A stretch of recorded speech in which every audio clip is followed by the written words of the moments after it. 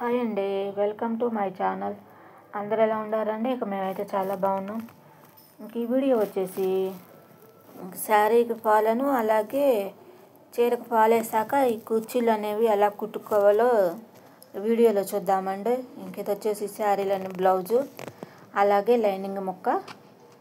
Okay, ఇంకా ఇప్పుడు start చేద్దామండి. చీరకు ముందుగా ఫాల్ అయితే వేసుకుందాము.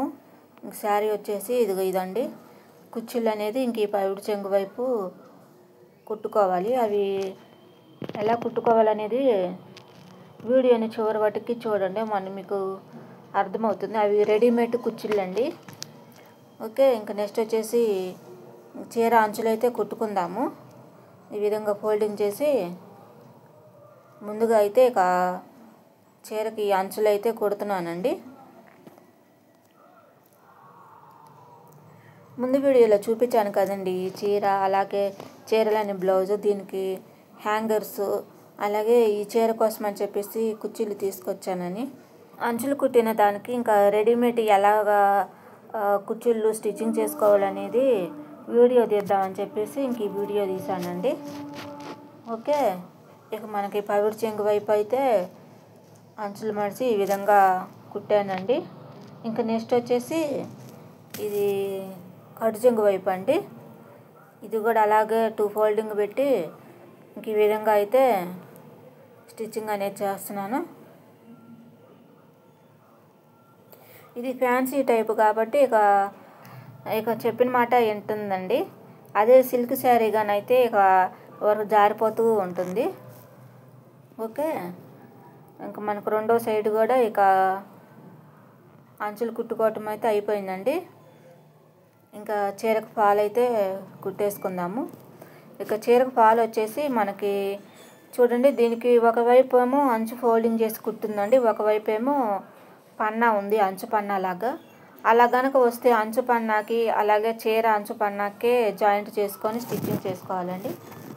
ఇంక నేను 14 ఇంచులకి ఫాల్ అనేది ఎక్కడి నుంచి స్టార్ట్ చేయాలనే దానికి ఈ విధంగా టేపుతో కొలిచానండి. 14 ఇంచెస్కి ఇంకా 14 ఇంచెస్కి ఇంక ఈ విధంగా ఇంక ఫాల్ని 1/2 ఇంచ్ అనేది ఫోల్డింగ్ చేసి ఇంక ఈ విధంగా మార్కింగ్ చేసిన కాడ నుంచి ఫాల్ అయితే కుట్టడం స్టార్ట్ చేశానండి. ఇప్పుడు నేను కుట్టేది అంచు పన్నా అండి. అంటే ఒకవైపు ఫోల్డింగ్ చేసి ఉందండి ఫాల్కి, ఒకవైపు ఏమో అంచు పన్నాలాగా వచ్చింది. అలా వస్తే అంచు పన్నాకి అంచునే అలా కుట్టేసుకోవాలండి. ఫోల్డింగ్ చేసిన వైపు మనకి చీరకి కుట్టుకోకూడదు, ఎందుకంటే క్రాస్ వస్తుంది కాబట్టి. ఓకే, ఇంక ఈ విధంగా చీరకు ఫాల్ అయితే స్టిచ్చింగ్ చేస్తున్నానండి.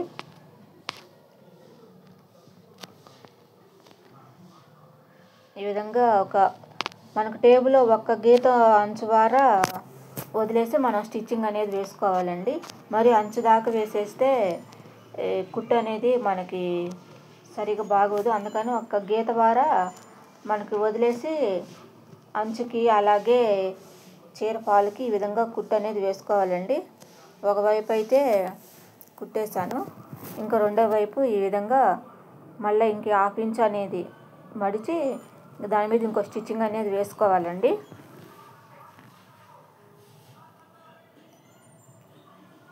నేను ఊరికి అలాగా అడుగు చీర అనేది ముడత రాకుండా ఉండటం కోసం అని చెప్పేసి నేను చీర అంచు ఫాల్ అనేది నీట్గా ఉండటం కోసం అని చెప్పేసి నేను ఇంక ఈ విధంగా చేసానండి. అంతే తప్ప అది లాగకూడదండి, లాగితే క్రాస్ అనేది వస్తుంది.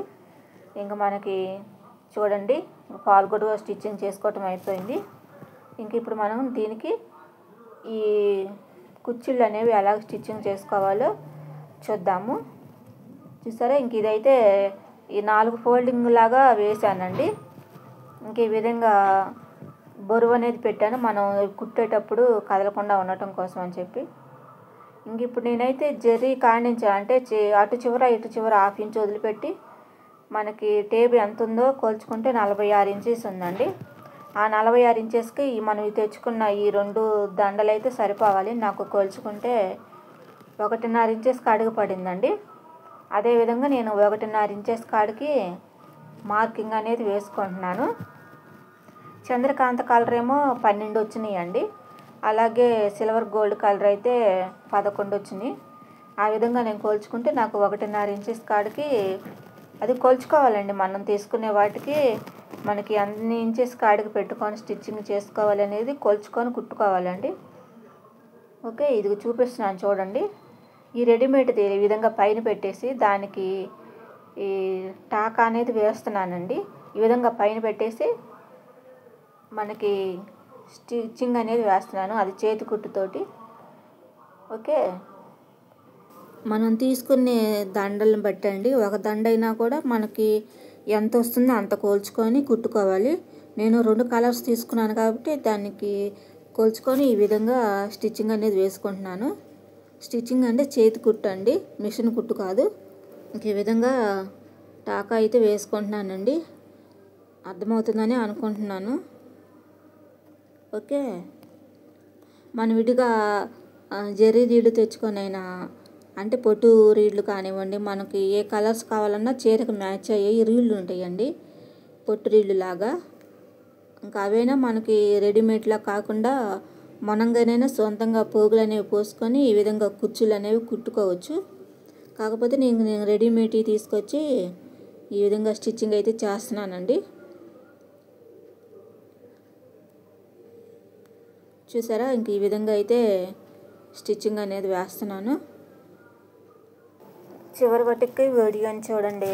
వీడియోని కనుక నచ్చితే మన ఛానల్ని సపోర్ట్ చేయండి. వీడియో కనుక నచ్చితే లైక్ చేయండి. అలాగే మీకు తెలిసిన వాళ్ళకి షేర్ చేయండి. సబ్స్క్రైబ్ చేసుకోండి. ప్లీజ్ వాచింగ్ వీడియోస్ అండి.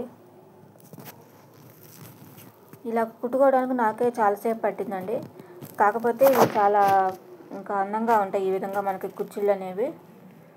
ఓకే, ఇంకా ఈ కుర్చీలు అనేవి కుట్టడం అయిపోయాక ఇంకా బ్లౌజ్ అనేది కటింగు స్టిచ్చింగ్ తీయాలండి వీడియోస్. అది కూడా మోడల్స్ బ్లౌజ్, అది ఎలాగనేది కూడా వీడియో తీసి అప్లోడ్ చేస్తాను. ఓకే,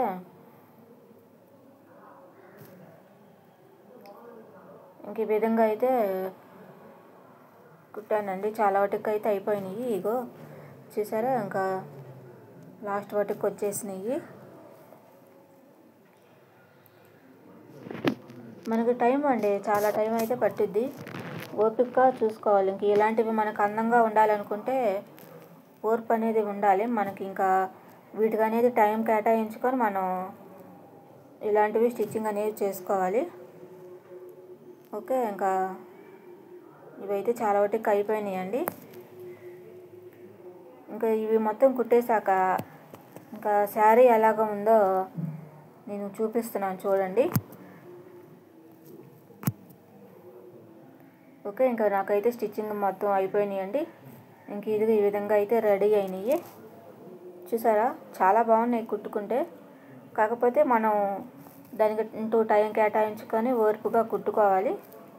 ఇవి మనకనేవి కాదు, టైలర్స్ కాడికి ఎలాంటివి వచ్చినా కూడా మనం కాదనకుండా తెచ్చి కుట్టేంతగా ఓర్పు ఉండాలి. మేము తీసుకురాము కుట్టమని అన్నా కూడా టైలర్స్ కాడికి మనకి కస్టమర్స్ అనేవాళ్ళు రారు. ఇంకా అదండి ఈ వీడియో వచ్చేసి. వీడియో కనుక నచ్చితే లైక్ చేయండి, షేర్ చేయండి, సబ్స్క్రైబ్ చేయండి.